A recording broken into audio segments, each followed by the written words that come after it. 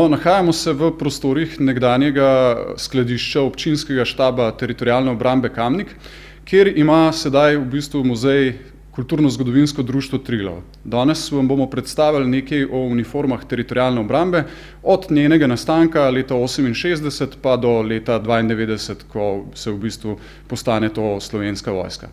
Pa v bistvu začnemo kar na levi strani, sta prvo uniformo in se sprehodimo čez celotno. No, Teritorialna obramba je v svojem začetku v bistvu začela brez samih uniform. Sprva so pripadniki Teritorialne obrambe bili kot sestavni del oboroženih sil v civilnih oblekah, saj so predstavljali kot neke vrste zaledne partizanske enote. To se v 70-ih letih že spremeni in v bistvu Teritorialna obramba dobi prve uniforme, ki so popolnoma enake uniformam jugoslovanske armade. Posebnost slovenske teritorialne obrambe pa so planinske kape, ki jih potem v bistvu zadrži Slovenska vojska praktično do današnjih dni. Tako prvo uniformo, ki jo je Teritorialna obramba zadolžila, si lahko ogledamo tukaj. To je v bistvu težka volnena uniforma jugoslovanske armade, imenovana M55. Glavna razlika med pripadnikom jugoslovanske armade in Teritorialne obrambe je pa seveda v sami kapi. Poleg je že novejši model uniforme častnika Teritorialne obrambe, že iz 80-ih let, uveden konec 70-ih let za pripadnike jugoslovanske armade in zopet vidimo to posebnost slovenske teritorialne obrambe v tem, da je kapa nekoliko drugačna. Če se sprehodimo še malo naprej, imamo uniformo, ki pa ni del jugoslovanskih uniform, ampak je bila narejena specifično za teritorialno obrambo in ne splošno teritorialno obrambo v celi Sloveniji, ampak si je te uniforme dala sešiti dotično občina Maribor za pripadnike mladinskih enot teritorialne obrambe, ki so v bistvu na večtedenskem prostovoljnem služenju služili kot mladinci teritorialne obrambe in se izobraževali v okviru koncepta splošnega ljudskega odpora. Teritorialna obramba je bila sestavljena iz različnih odredov in posebnih enot.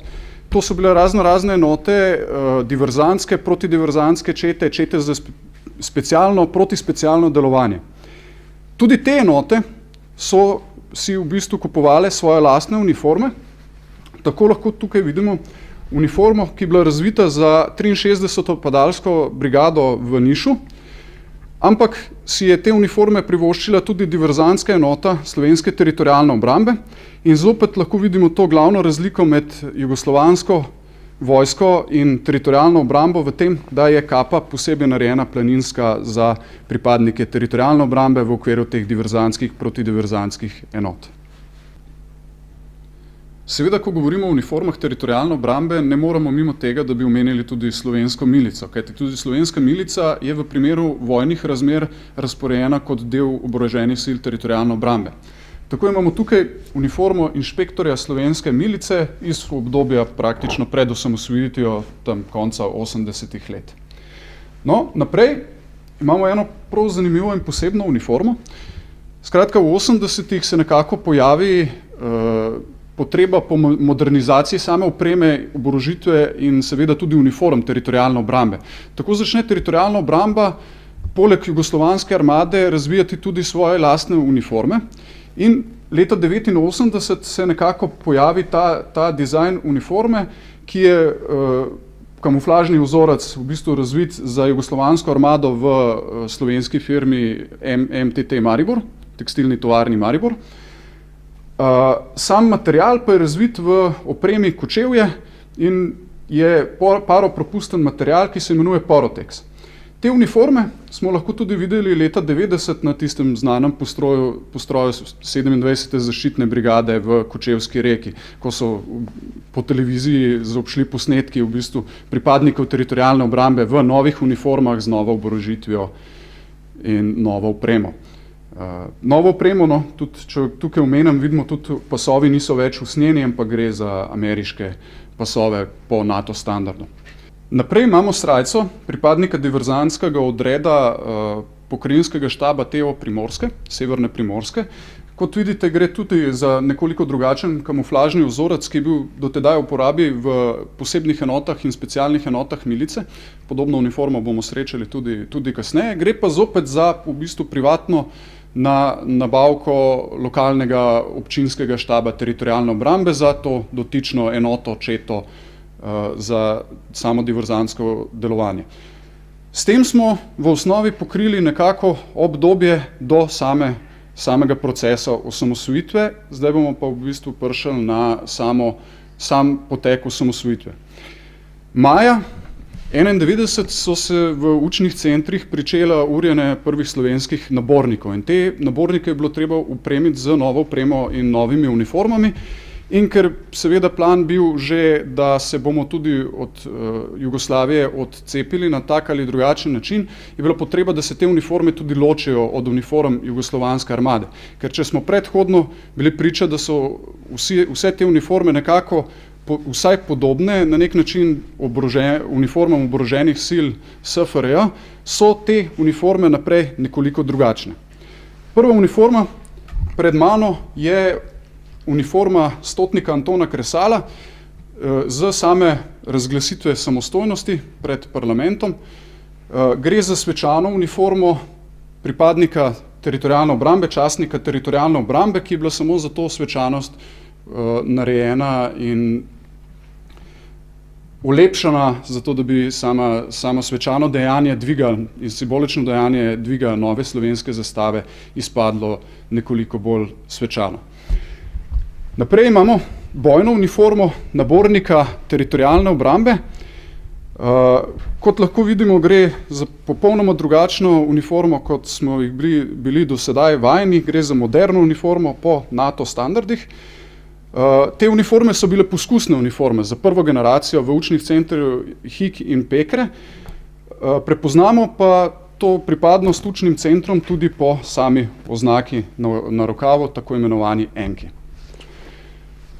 Predtem smo omenjali samo razglasitev samostojnosti.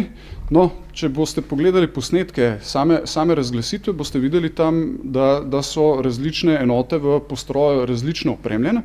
Ena od čet v postroju je opremljena tudi kot padalci. No, in tukaj lahko vidimo pripadnika teritorialne obrambe oziroma učnega centra IK z rdečo beretko in modrimi vrvicami kot simbol padalskih enot, ki jih takrat še nismo imeli, ampak jugoslovanska armada tega ni vedela. Predvidena je bila tudi uniforma za nabornike za izhod. In te uniforme so bile narejene za učne centre IK in Pekre leta 1991. Naborniki naj bi jih po mojih podatkih oblekli samo dvakrat, kasneje pa so bile v teritorialni obrambi izhodne uniforme opuščene, ker enostavno so predstavljale prevelik strošek za novo mlado državo. No, prišli smo do umika zadnjih vojakov jugoslovanske armade iz Slovenije. Tukaj imamo pripadnika specialne brigade Moris. Moris sicer dobi naziv ravno takrat konec leta 1991. Takrat dobijo tudi že nove oznake in našitke, ki bomo tudi potem kasneje si lahko ogledali.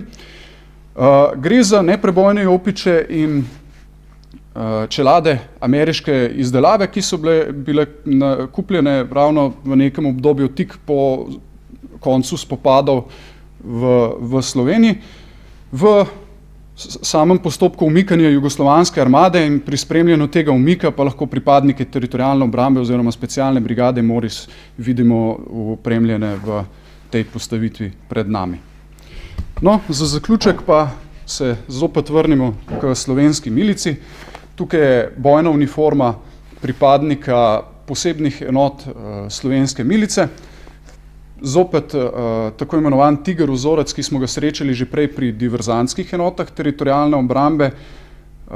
Gre za precej napreden kroj in napredno kamuflažno uniformo za tisto obdobje, ki se je v slovenski policiji uporabljala, mislim, da še do konca 2010. leta, ko je nekako prišla v opuščanje.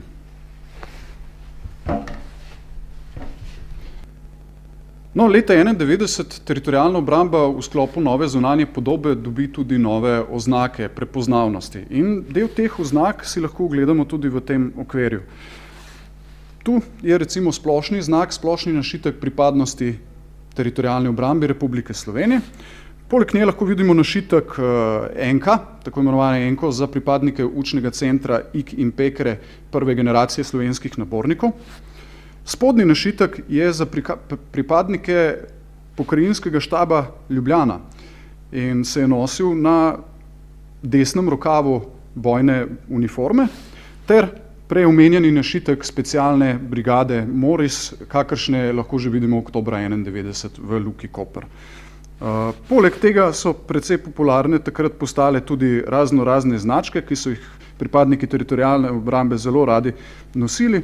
Tukaj gre za razne spominske značke, med drugim prisega iz leta 1991, potem značka o podhodu zadnjega vojaka JLA v Luki Koper, značka vaje recimo jesen 1991 in potem še nekaj kasnejših značk iz 92, 93 in 94, praktično do konca obstoja teritorialne obrambe oziroma samega preimenovanja v Slovensko vojsko.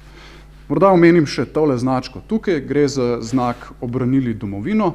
Prejeli so ga pa vsi, ki so bili udeleženi v neposrednem bojnem kontaktu z sovražnimi enotami med samo osamosvojitveno vojno. No, danes smo naredili kratek pregled uniform teritorialne obrambe skozi celoten njen obstoj.